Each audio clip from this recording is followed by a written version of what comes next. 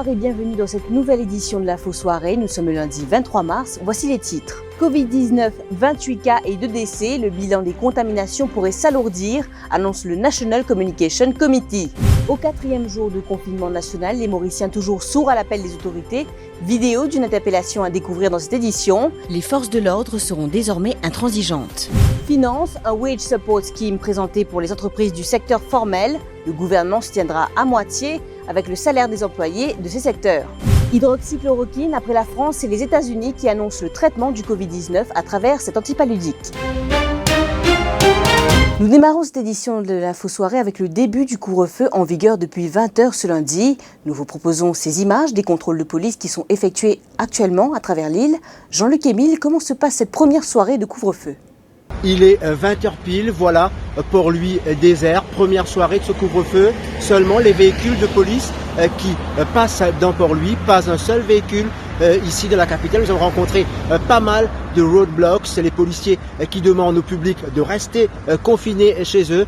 Première soirée, mais de la capitale, il faut dire que la consigne a été respectée, puisque à la rue des Forges, par exemple, qui grouille de monde à 7 heures, ceux qui viennent pour acheter donc à manger de resto rapide, personne, tout est fermé. Le public a bien compris les consignes. C'est pour cette première soirée de couvre-feu imposé par l'État en raison de la propagation du Covid-19 dans le pays. 28 cas de Covid-19 confirmés à Maurice, dont 2 décès, annonce du Dr Zuber Jumai lors d'un point de presse quotidien du National Communication Committee ce lundi. Le deuxième patient décédé est l'un des premiers Mauriciens à avoir contracté le virus. Parmi les nouveaux cas, celui d'un médecin du privé dont les autorités tentent de retracer ceux qui l'ont approché. Selon les directeurs des services de santé publique, 80% des cas sont bénins.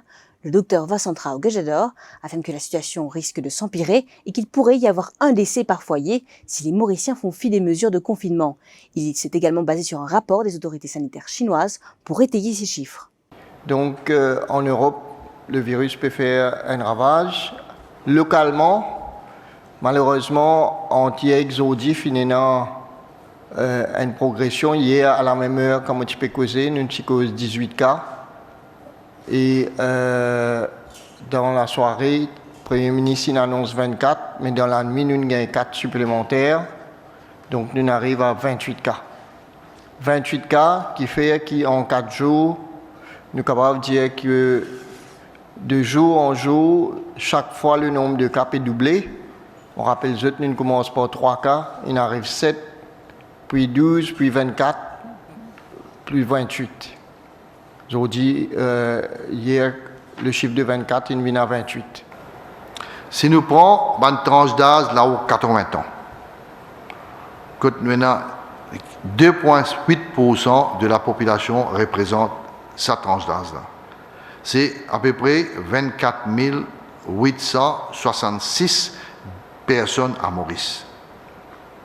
Et si nous avons, d'après même formule comme en Chine, on a 696 personnes qui sont malades et là-dedans 152 pour décéder. Ça me cause 10 personnes qui ont 60 à 80 ans. Et le total, nous sommes capables de gagner 1131 personnes qui sont décéder. Dans chaque case, pour un personne pour mourir. 29 contrevenants interpellés pour non-respect des mesures de confinement et le règlement va se durcir davantage, annonce du Deputy Commissioner of Police, Krishna Jagru, du National Communication Committee. Il était également présent à ce point de presse au bâtiment du Trésor ce matin. Toute personne surprise à l'extérieur sans permis spécial des autorités et sans raison spécifique sera placée en détention. Le DCP Krishna Jagru a également souligné que des 4 policiers actuellement en quarantaine, aucun d'entre eux n'a été testé positif au virus. Et jusqu'à là, nous avons fini par 29, du monde fini beaucoup pour ce confinement-là. Et à partir de ce soir, qu'on fait pour entrer en jeu à 20h. Là, ce qui peut arriver à partir de ce soir, tout le monde qui n'a pas pris un permis, nous prenons powers of arrest without warrant. Mettez ça bien clair dans la tête, nous pouvons arrêter les autres, nous pouvons détenir les autres. Et puis ça, qu'est-ce pour la cour plus tard, l'enquête quand terminée. Nous avons dit aussi, hier, je pose une question qui est un policier qui finit affecté. Oui, nous avons un policier qui est dans la quarantaine, mais jusqu'à là, nous avons un policier qui est positif. nous avons 4 policiers qui sont en quarantaine. Un là-dedans, d'une finale, admis dans un hôpital, mais ce test négatif. Là-dedans, là, ce que nous faisons, là, nous examinons, nous screenons tous les policiers qui travaillent aux autres là. Et jusqu'à présent, nous avons 10 policiers qui sont confinés aux autres la case. En général, je refais un appel, la police plus sévère, et nous pouvons prendre une action qui bien prend. Et dans le cadre du confinement et du couvre-feu qui sera appliqué dans quelques heures, les salary clerks des compagnies privées doivent faire une demande pour un laissez-passer ou d'un work permit au commissaire de police à travers ce site web de la police sur l'adresse suivante police.govmu.org. Le Wage Support Scheme destiné aux employés du secteur formel coûtera 2,6 milliards de roupies à l'État pour ces 2 semaines et le gouvernement contribuera 50% du salaire de base des employés qui touchent jusqu'à 25 000 roupies mensuellement. Ceux qui touchent plus de 25 000 roupies et qui ne dépassent pas les 50 000 roupies obtiendront une contribution à hauteur de 12 500 roupies. C'est ce qu'a souligné Ranganaden Padayachi lors de la conférence de presse du National Communication Committee ce lundi. Le ministre des Finances a affirmé que ce problème sanitaire, le gouvernement y travaille pour empêcher les dégâts sur le système d'activité économique. Pour ne pas pénaliser les salariés, les entrepreneurs, surtout les petits entrepreneurs, le gouvernement décide pour contribuer 50% le premier 25 000 roupies salaire de base de les travailleurs qui touchent jusqu'à 50 000 roupies. Cela représente un montant d'environ 5 000 roupies jusqu'à 12 500 roupies. Pour ça, 15 jours, à peu près 15 jours, Côte Panena, activité économique là.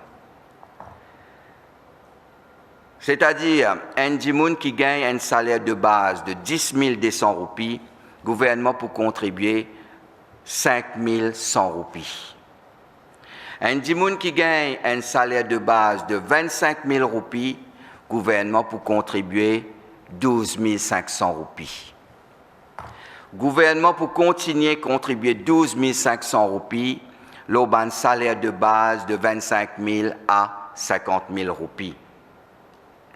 Ce soutien exceptionnel là représente une dépense, un coût pour l'État environ 2,6 milliards de roupies pour ces 2 semaines-là.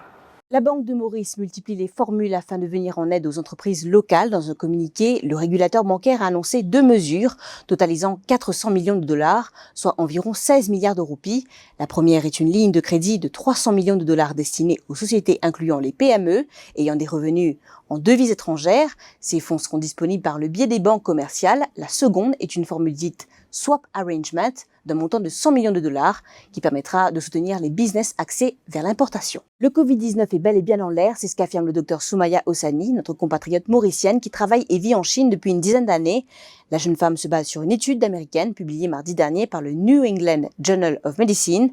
Elle conseille au public de rester à la maison et d'éviter les sorties. Une base une étude qui est publiée dans New England Journal of Medicine. Un chercheur qui fait ça l'expérience-là, ils ont servi un nébulisateur pour diffuser le virus dans l'air ambiant.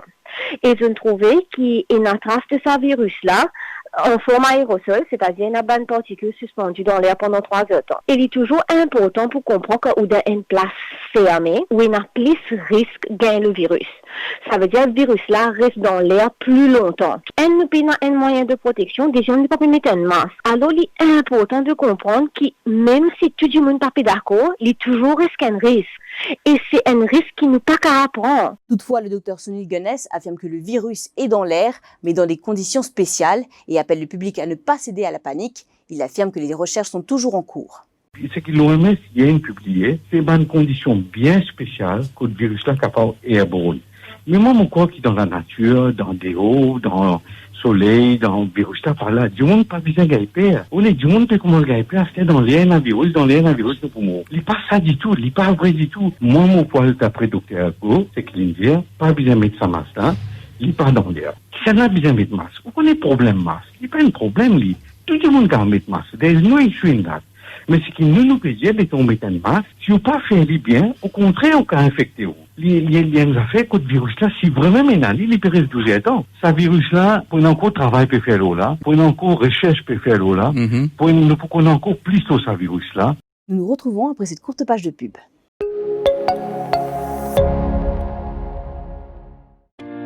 Diagnos Clinique élargit sa gamme de services. Spécialisée en imagerie médicale de pointe, elle offre aussi des soins et des consultations en hôpital de jour par des médecins généralistes et spécialistes de renom. Pour un service complet, des soins à domicile ainsi qu'un service ambulancier sont à votre disposition. Diagnos Clinique situé à Vendôme-Rosil. Contactez-nous sur le 467 15 15, visitez-nous sur www.diagnos.mu et retrouvez-nous également sur Facebook. Diagnos Clinique, la référence française. L'Agricultural Marketing Board a pris les dispositions nécessaires pour que 99 supermarchés à travers l'île reçoivent des pommes de terre, des oignons et de l'ail. À partir de demain, ces supermarchés pourront venir s'approvisionner auprès de l'AMB, indique Vika Chori, le président du conseil d'administration de l'AMB, à savoir que le prix de la pomme de terre et celui de l'oignon ont été réglementés en cette période de pandémie. Ces deux produits alimentaires se vendent à 40 roupies le kilo. Comme mesure de sécurité, c'est tout pour éviter contact. Nous pouvons livrer à travers un supermarché. Nous pouvons donner aux dealers qui peuvent fournir un 99 supermarchés. La liste officielle que le gouvernement tire, la police tire. Pomme de terre, oignons, l'ail. À partir de demain, des fois par semaine, nous pouvons continuer à faire. En fait, nous ne réussissons fixer à 40 roupies kilo, c'est-à-dire 20 roupies un livre. C'est-à-dire n'importe quoi de ça qui peut vendre. Pas qu'à dessus de sa maximum price. Oui, donc 99 supermarchés. 25 supermarchés, comment Dream Price, Winners, tout ça. Parce qu'il y a un meilleur contrôle. 3 clients de BCC Kunjan arrêtés par la MCIT hier soir. Ils sont soupçonnés du meurtre de ce chauffeur de taxi retrouvé mort dans sa voiture à Camp-de-Masque hier. Les 3 suspects ont été inculpés devant la Bail and Remand Court ce matin et la police a objecté à leur remise en liberté conditionnelle. Leur interrogatoire se poursuit au caserne centrale. Ce chauffeur de taxi âgé de 50 ans était porté manquant depuis vendredi matin. C'est la thèse d'un vol qui aurait mal tourné qui est privilégiée par la police. Dans le cadre du confinement national en prévention du Covid-19, la police multiplie ses opérations pour encourager les Mauriciens à rester chez eux. Pas facile de faire certains entendre raison, surtout quand ils ne réalisent pas les risques qu'ils encourent. Nous vous proposons ces images d'une interpellation faite récemment. C'est ça qu'il y a ça pour l'hôtel, ça? Oui, pour l'hôtel. Au PMI. Vous pouvez prendre la bière pour l'hôtel? Oui. La boisson? Continue à acheter ça, Michel, continue à acheter ça. Michel, continue à acheter ça. Allez, venez. Venez avec nous.